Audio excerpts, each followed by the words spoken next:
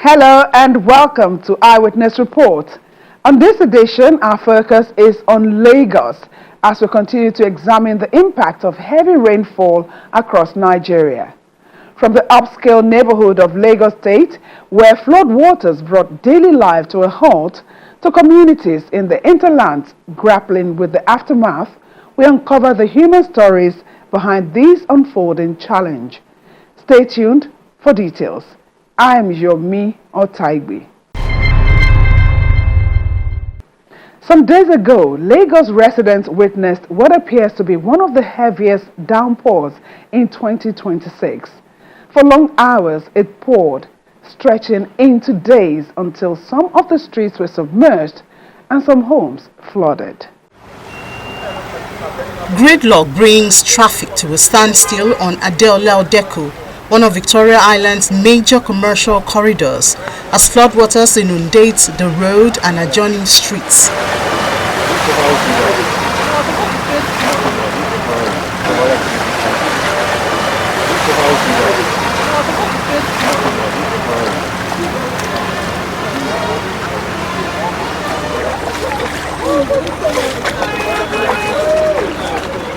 Most of the women I've seen, a lot of the elderly women I've seen have all been very down.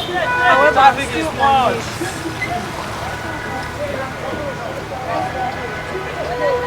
Several hours of intermittent but intense rainfall over the past days and weeks have left many parts of Lagos submerged.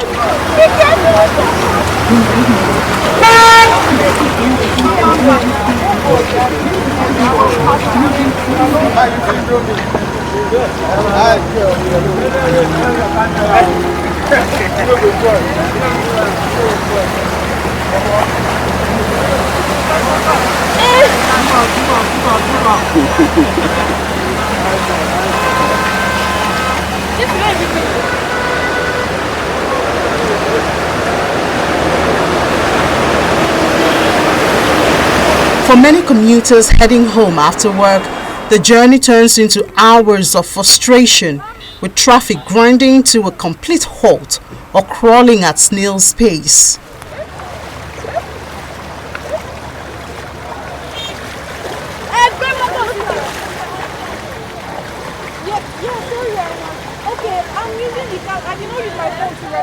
I'm supposed to go to Sanwo-Olu. I left Marina 3 hours in traffic just because of I can't go to Sanwo-Olu. Okay, let me even go back to Marina. I'm still in the water.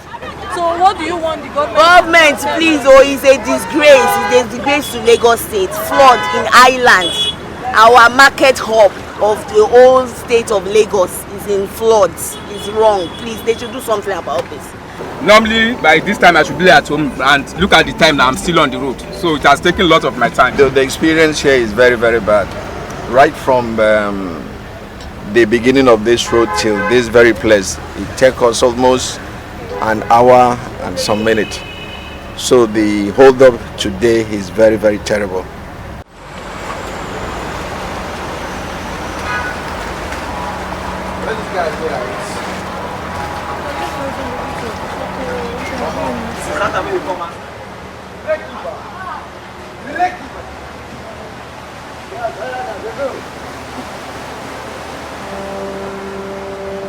Despite the depth of the flood water, many residents are left with little choice but to improvise.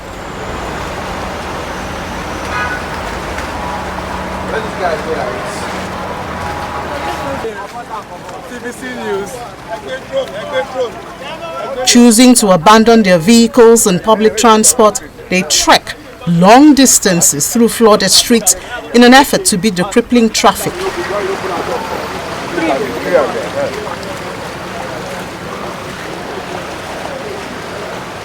I had to trek from Sanwo-Olu to Adeola-Odeku because there's flood everywhere, there's traffic. Everywhere is totally on lockdown, so it's kind of very tired. So I've waited more than 1 hour inside the traffic, so I decided to start trekking. So now I've been trekking now over 40 minutes and I'm still not from Idowu-Taylor. I'm trekking from Idowu-Taylor to here. And we are still going to Sanwo-Olu, no bus, nothing, and the traffic is still very long.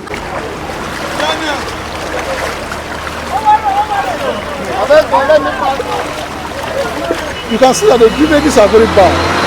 You know, like in VI here, this water that is everywhere is as a result of bad drainages. So if the drainages are okay, I think we won't have it this way. Even though we know that there is water problem everywhere, but if we have good drainages, I don't think it will be as much as this. Can you also tell us how it has affected you and your... Yeah, you can see, I've closed since, but I've been hanging around. I couldn't come out of the office. You know, I just hang around. It's just that the water subsided a little. That's why I'm able to come out now. And even at now, I'm not sure when I'm going to get back to my house. So maybe if I get home today now, it can take me maybe like 9 o'clock. Maybe I may still be on the road because of the hold up this rain is going to cause.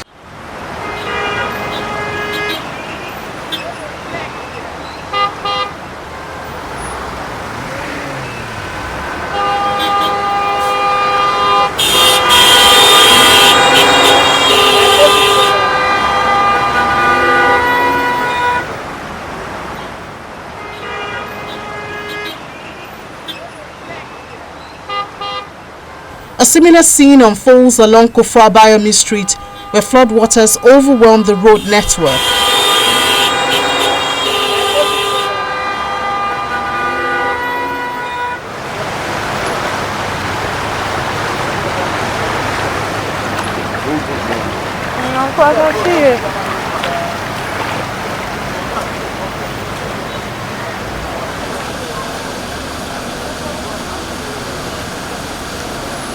It's been so terrible. I've been in traffic for over 7 hours trying to navigate to my destination. It's been so terrible that I don't know where to start from. The flood everywhere is blocked. The drainages are not moving, they are not working. I don't understand. And I believe we have a government that is supposed to take care of all these things. I had to stop somebody today sweeping dirt inside the drainage. I didn't, quickly get my phone to snap that person. But it's so annoying. So we, the citizenry too, we need to, be cautious of that. You don't need to throw dirt in the drainages. You don't need to do that. Because those kind of things contribute to the blockage of the drainage as well. This drainage is not going. You see this drainage, it's not going. A lot of things happening. If this went for 4 days, now how will it be? We've been here for 3 hours. We even took one way.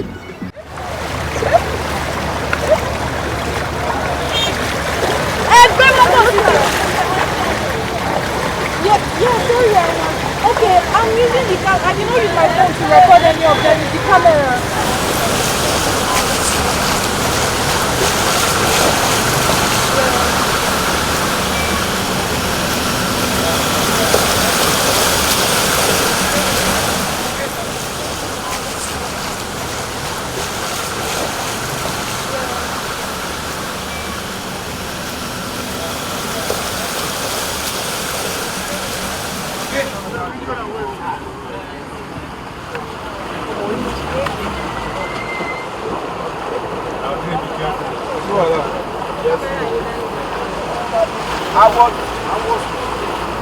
In response to growing public concern, Lagos State Governor Babajide Sanwo-Olu, accompanied by Deputy Governor Kadri Hamzat and officials from the Ministry of Environment, visit Aumbbo in Itiosa, local government area, one of the communities hardest hit by the floods.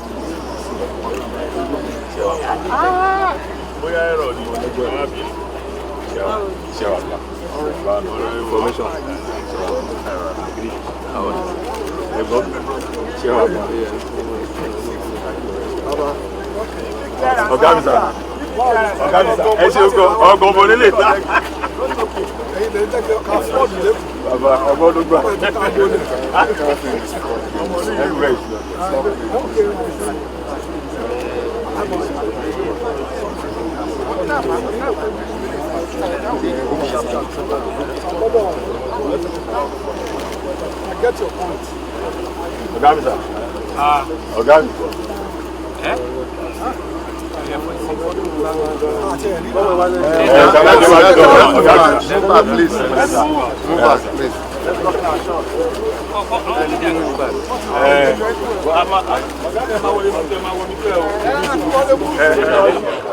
The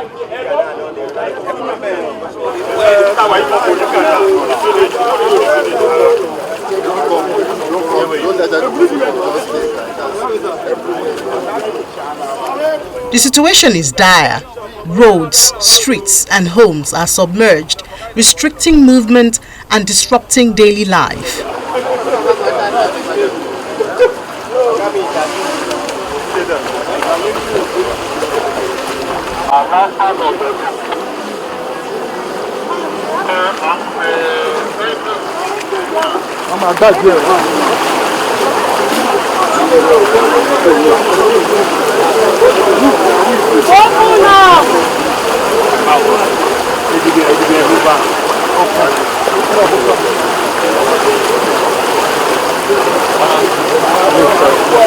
My name is Yes, I'm going to be the best.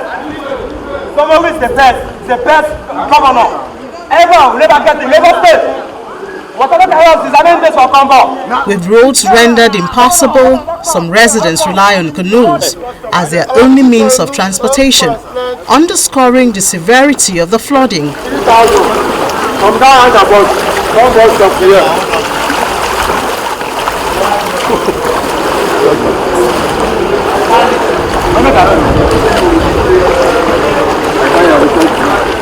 It's almost half a meter for me to just few gas that children will use and eat.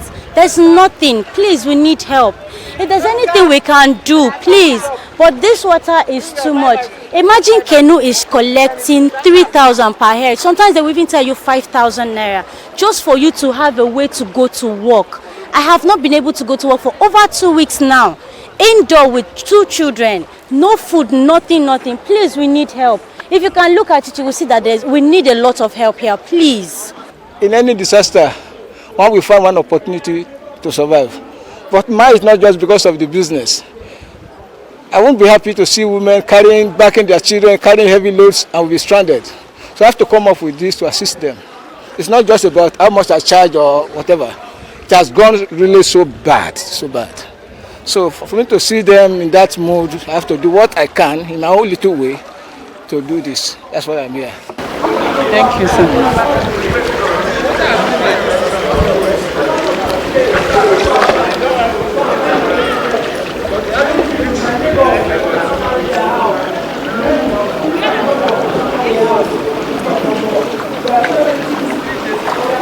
It's really bad. You can see I'm packing out from Aumbbo. We are packing out. Start packing tomorrow. When you come, say people are packing out from the Aumbbo. Some people, because when you come to my place, we see where water has damaged. Even in our house, water is entering our house close to container bus stop. Even this Steflo hotel that is closed, water is entering their hotel. We cannot stay in our house. We are planning next tomorrow. We are going to pack out and get away from this Aumbbo because we are not going to stay with this rainy season of 18. It's so unfortunate that I just packed into this neighborhood just in the month of April, and just 3 months after packing in, we're experiencing this. From the people who have stayed in the community, some of them said, even where I packed into, I can see traces of, in the compound, I can see traces of stains on the floor of flood. So possibly, I think this is a recurrent issue that the government needs to look into.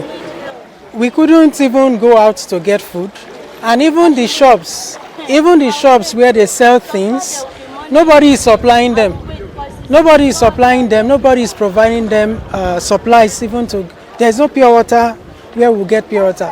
Luckily, where I stay is a 4-bedroom flat, and the people at the base, 2 of them have packed out because even their rooms are flooded. So we are upstairs. That is why we can still manage to stay. But there's no supplies. There's no supplies at the moment for us to buy food. The government needs to do something. I think they need to even get some tankers to drain this water before they think of doing something else. This is what we are facing in Aumbbo. For over 3 weeks now, people have been displaced, businesses have been shut down, shops have been locked as a result of this water. If you guys came earlier, you understand that people have really been displaced. When you come, you see people moving with their luggages to other places. If you walk down, you see what I'm actually saying. It's a total disaster. I think the last time this was being experienced was in 2017. So please, our advice and our contributions, if the government can channel things like this down to the north where there is no water, it's very possible. That is the only way that control of flood can be done perfectly. Because if this water is not properly channeled, no matter how the road is being done, it will not still work for a very long time.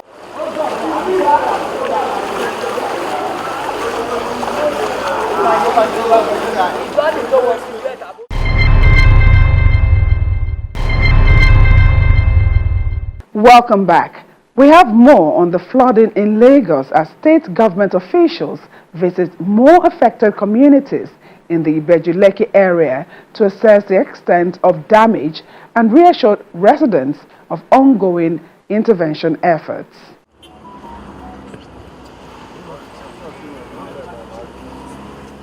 From Aumbbo, the inspection team proceeds to Sanwo-Olu to assess flooded communities and overflowing drainage channels serving both Sanwo-Olu and Aumbbo.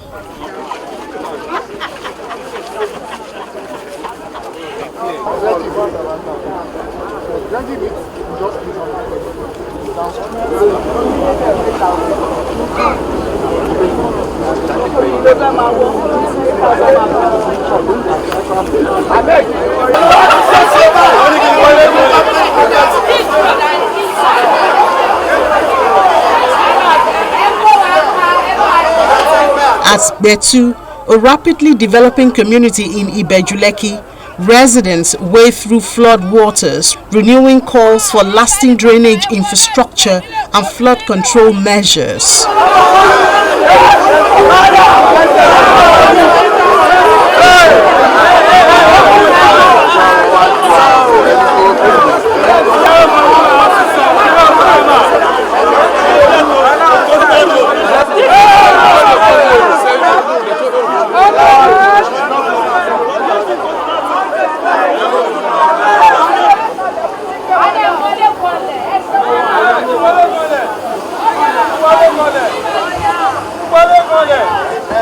Actually, I moved into Betu 2011.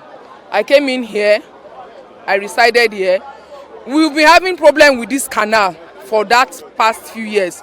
But the way the thing is going every year is terrible. There was even a year that we had to bring canoe to fly here for children to go to school, because most times it used to be third term section for children to go to school and finish up their exams. It's very terrible. This place is just phase 1 of the water. Those of us living inside, very close to the coastal side here, in my own personal compound, water is reaching me inside the, I'm wearing rain boots. After wearing that rain boots, water will be entering inside the rain boots. So the water level is extremely high this year, and the water is not flowing. It's just stagnant, very, very stagnant. All this green algae flows on the water freely as if it's a river. What do you want government? They should help us for the water to flow. We know we cannot control water generally, but at least water should flow. When water flows, it will move to the canal, and people in the residence area will be able to live their lives freely. They should help us. And Livelihoods, there's another place too. It's swamp. It's swamp. We're using canoe. We're using canoe. Livelihoods is worse. It's worse. It's part of here. They should help us. And Lekki guys, please, help us of God. We beg the government, Sanwo-Olu, should help us to raise this our bridge. This canal, they should do it for us so the erosion can pass. It will not disturb everybody. See, if we go inside, there are many landlords, tenants that have left their house to sleep many hotels here. If you want to go to some hotels, you won't see any space there. Please, they should just help us. And I love him. Governor Sanwo-Olu, I see he's trying. For him to come down to this our local area, I love that. This drainage that you are seeing is leaking to Parapo, and it's more than almost about 1 kilometer to Gulf Road there. So which means this flood, this drainage now is very far, more than this place. We are pleading our daddy, Mr. Sanwo-Olu, Babajide, may they assist us in this community. I'm a landlord here, and what we are having here, honestly, a lot of things are happening. Houses are going down, water are entering people's houses, and we are so delighted to have the governor of Lagos State, Babajide Sanwo-Olu, in our midst today.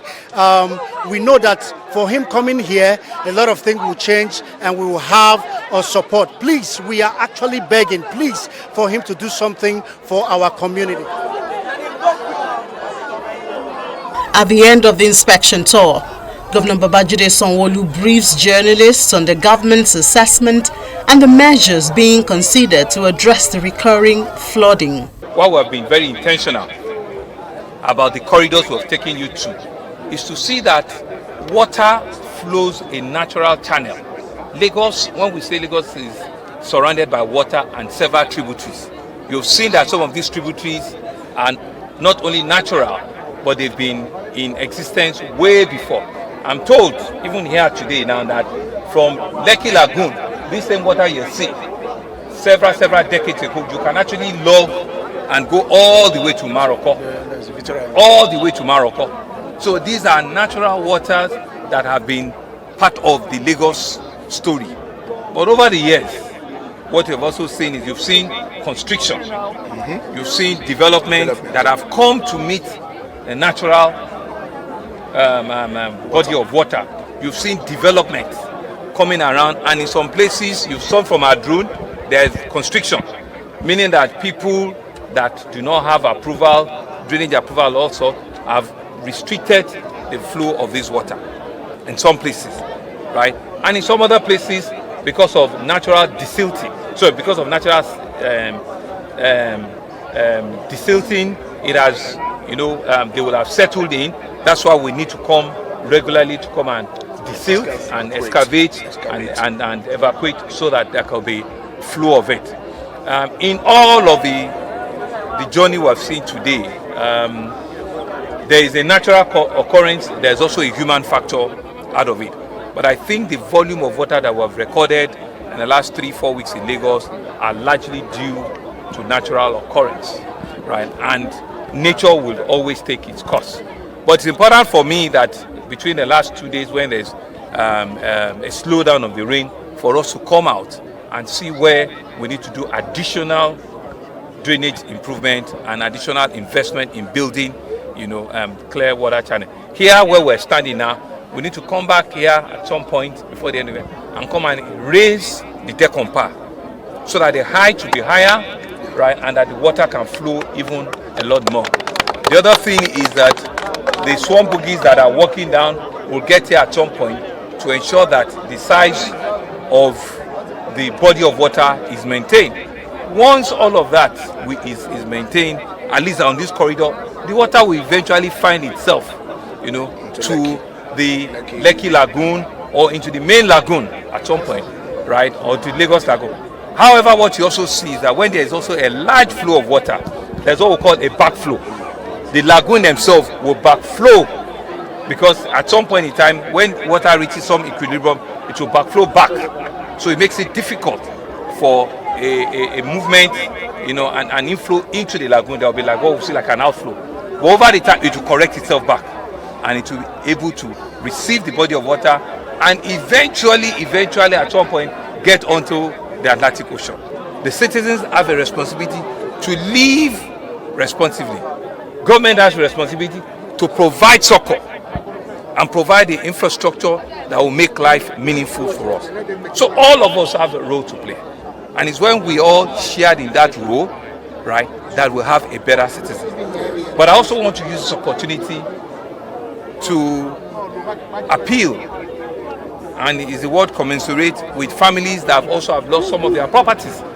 Because as a government we have also seen, because we couldn't hold back, water have entered some people's property, water has destroyed some properties, and it's very unfortunate.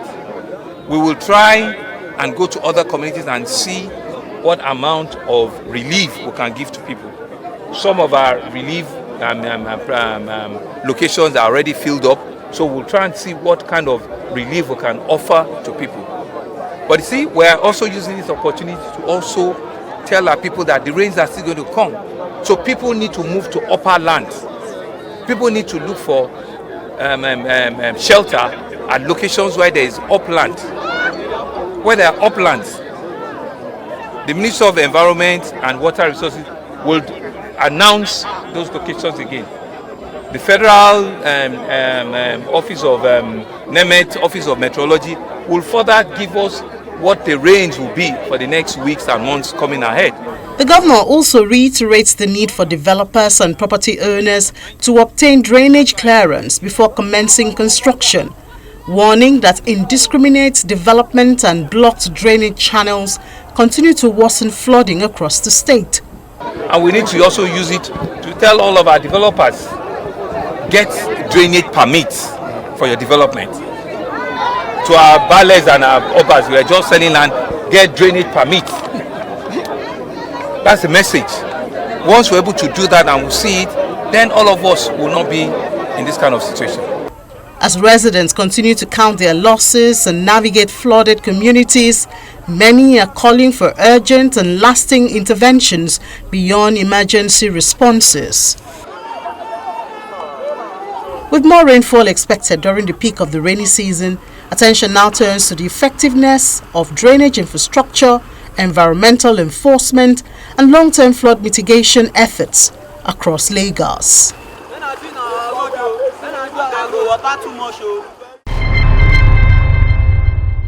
And on that note, we draw the curtains on this edition of the program. Thank you for watching. I am Yomi Otaigbe.